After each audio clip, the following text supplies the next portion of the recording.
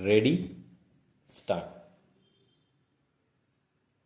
From the reliefs as claim, it is apparent that the challenge raised was to the allotment made in favor of the fifth and sixth respondents only. We are constrained to note this on account of the fact that Sri Oza had, in the course of his oral submissions, contended that not just the allotment made in favor of the fifth and sixth respondents, but also various other allotments had been made in violation of the policy of the corporation and in any view of the matter in breach of the mandate of Article 14.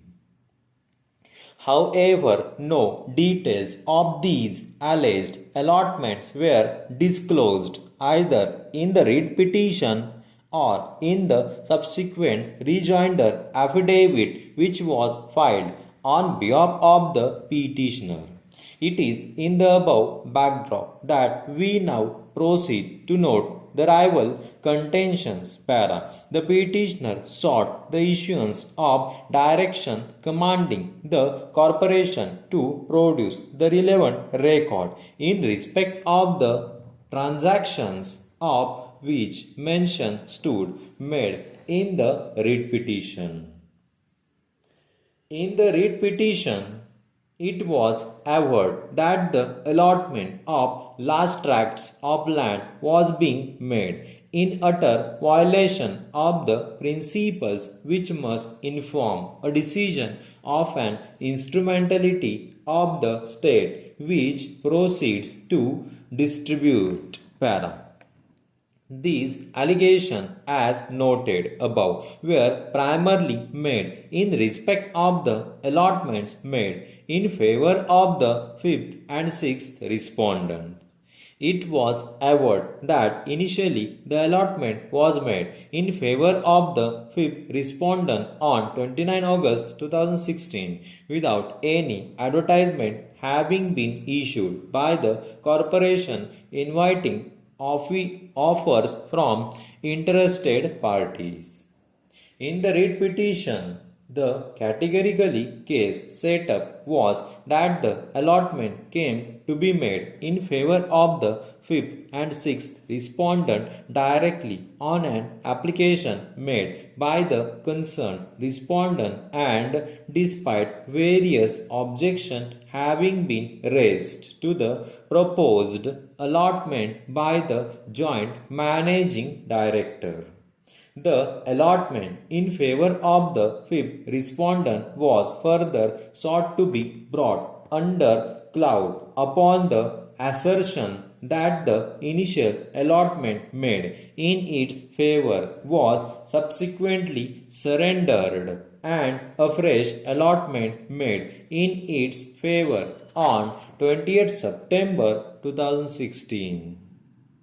Insofar as the sixth respondent is concerned, it was alleged that the allotment made in its favor on 22 December 2016 was not preceded by the issuance of any advertisement and the allotment itself came to be finalized by the second respondent by passing the joint managing director. A further reading of paragraph 25 onwards of the writ petition carry the allegation of the petitioner against various acts of misfeasance committed by the second respondent.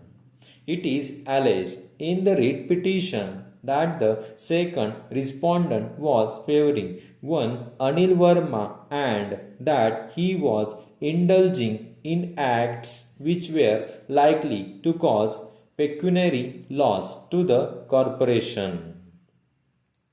The allegation as contained in the writ petition thereafter swayed toward the working and conduct of certain other officers and employees of the corporation, the transfers being made by the second respondent. Para. Put in a nutshell, the thrust of the allegation was that the affairs of the corporation were being mismanaged and the second respondent at the helm of its affair was indulging in acts of nepotism and corruption. Although we have noticed the various allegations leveled in the writ petition in brief, it needs mention at this stage itself that the oral submissions advanced on behalf of the petitioner before us centered and revolved around and upon the allotments made in favor of the fifth and sixth respondent only. Reiterating the allegation leveled in the writ petition, it was asserted by Sri Ojha that no policy which countenanced the submission and entertainment of application directly by interested parties could be upheld by the court. It was his submission that the issuance of an advertisement or an invitation of offers was clearly mandated by Article 14, and since the corporation had failed to adopt the said procedure, the allotment made in favor of the private respondent were liable to be faulted on this ground alone.